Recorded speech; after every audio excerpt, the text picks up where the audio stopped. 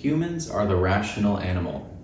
For longer than any one of us has been around, our kind have toiled with philosophical dilemmas. A philosophical dilemma is a thought experiment given rigorous consideration. Consideration of a philosophical dilemma entails weighing between arguments, with hope that such exercises will dredge up insight from the mind. In this essay, I will consider and argue a side of several popular philosophical dilemmas in a concise manner. The trolley problem.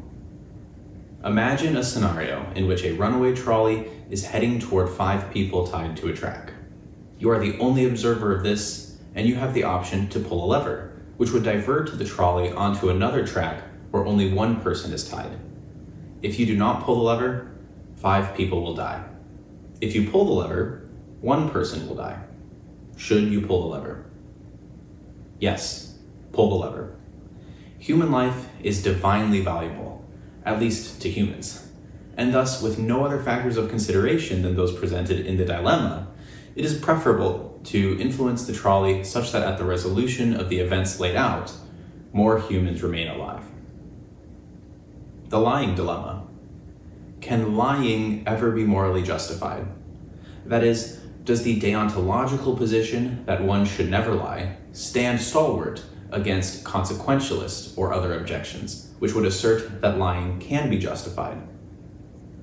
Lying can be justified, but you probably shouldn't most of the time.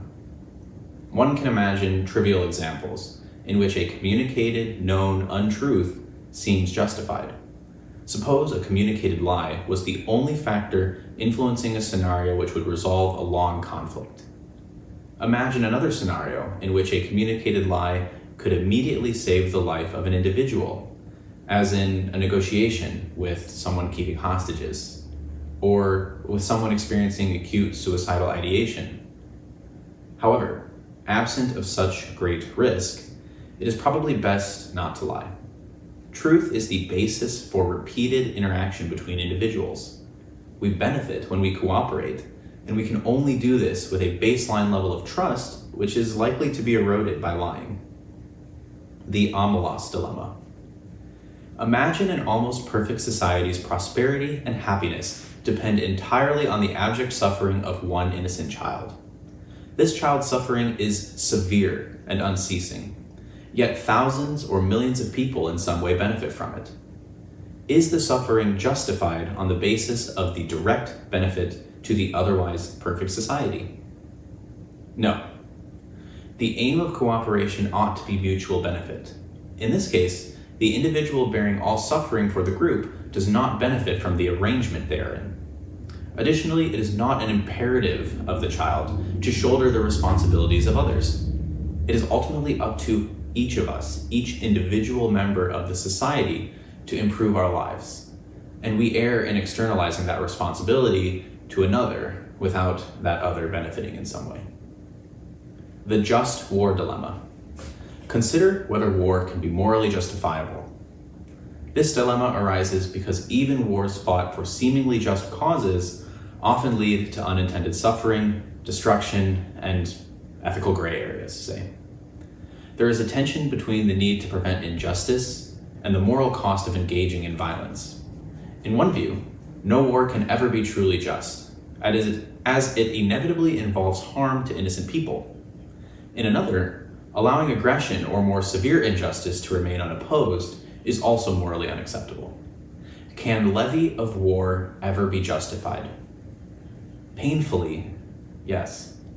While war is always tragic, there are cases where inaction can lead to even worse suffering. A just war, fought for self-defense, to protect innocent lives, or to stop severe injustice, can sometimes be a moral necessity rather than an evil. A war fought to stop genocide is still war, but not fighting may be worse. The child in the pond dilemma. Imagine you are walking by a pond and notice a child drowning.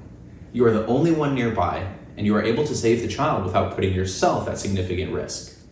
However, your clothes and phone will get wet, and you will likely be late for an important meeting. Should you save the child, or should you prioritize your own interests and schedule? Save the child.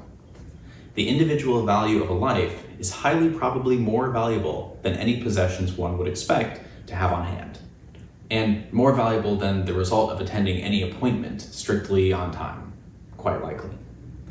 With no other factors of consideration than those presented in the dilemma, one should always choose to save the child. You can replace a phone, you can replace expensive clothes, you can't replace a specific individual human being. The eternal life dilemma. Imagine you are offered the choice to live forever, with no physical aging and no natural death. However, you will be the only person who does not age, and so everyone around you will eventually die. Whatever the fate of humanity and the universe, you will have the ability to witness it. Should you accept eternal life, or should you choose to live a finite life with the eventual inevitability of death? Live forever.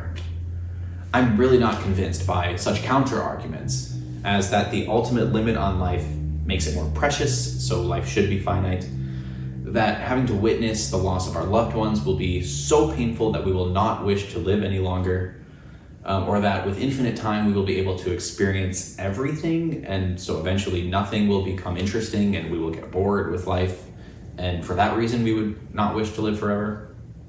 We should choose, generally, to prolong our lives. Life is that which is to be most valued. I especially believe one should choose to live if, as the dilemma suggests, such a long life can be lived in good health and with little or no expense to others. The simulation argument. Imagine a scenario where highly advanced civilizations have the technology to create simulated worlds indistinguishable from reality. Given the vast number of potential simulations, it seems likely that we are living in one of these simulations rather than in the primary physical world, or at least possible. Should we believe that we are likely living in a simulation? Why should I care? Really, if someone seriously suggests that we are living in a simulation, the best course of action is to dismiss the notion. Whether we are or aren't, what difference does it make? The higher order circumstances of substantiation of our existence beyond any level of analysis at which we could possibly ever know or understand are just not interesting. Let us focus on the tasks at hand. The get-to-your problem. Imagine a situation where a person has a belief in something, and this belief happens to be true, but the justification for the belief is flawed. For example, suppose you look at a clock that is broken, but which shows the correct time by sheer coincidence, leading you to believe that the time is correct. Although your belief about the time is true for a moment, your justification for believing it is flawed, as you didn't know the clock was broken. Does this belief count as knowledge? Is justified true belief sufficient for knowledge? Most knowledge is coincidental and instrumental.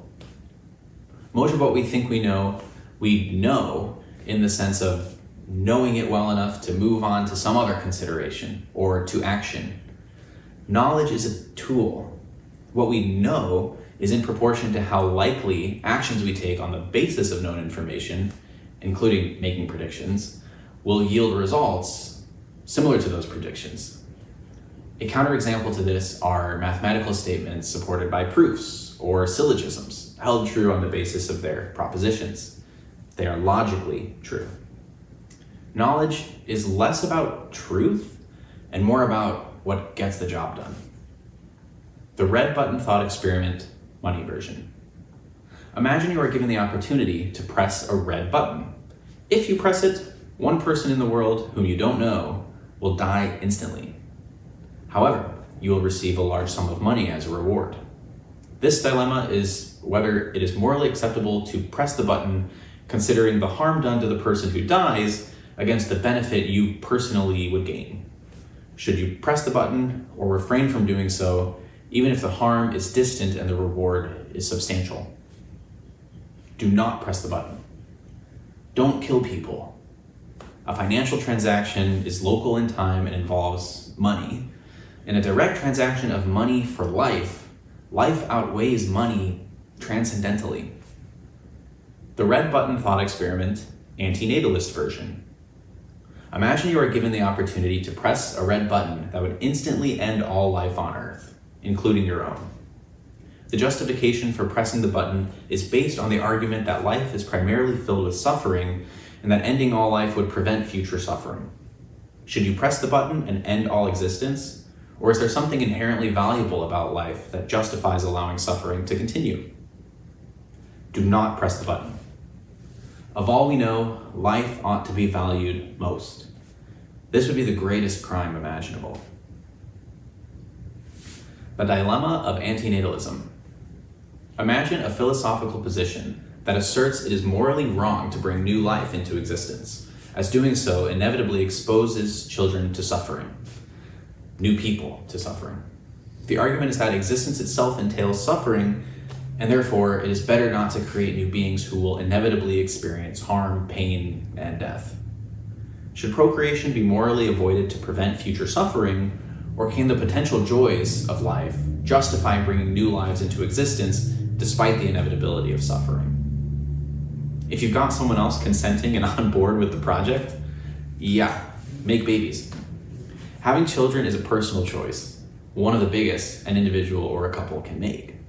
We do it by accident, we do it on purpose, we make children selfishly to have the experience of being parents, and we do it selflessly, which we should all strive for, believing, hopefully, and excitedly in the future of the human project. The ship of Theseus. Imagine a ship that is gradually having its parts replaced over time. Eventually, every single piece of the ship, one by one, is replaced. Is it still the same ship? Further, if all the removed parts are reassembled into a new ship, is that ship the original ship? Neither is the original. The prompt itself contains the entire story of the ships, which are necessary to determine their identity. They came from some prior entity, the original ship, but only through a process of change became what they are.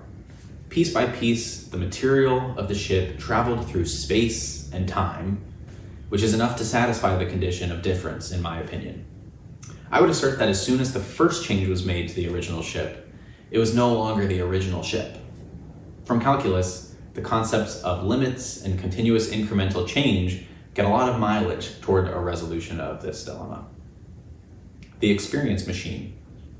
Imagine a machine that, when connected to your brain, would give you any experience you desire, perfectly simulating a life of pleasure, happiness, and success. The catch is that while you experience it as real, it is entirely artificial, and you will never know the difference.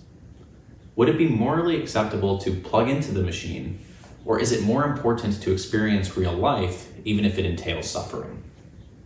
It could be morally acceptable to plug in, but most people probably shouldn't most of the time. I think of end-of-life support. Could be used to ease suffering or to prolong conscious experience. Morally acceptable, perhaps in palliative cases, maybe. Real life's where we should all spend most of our time.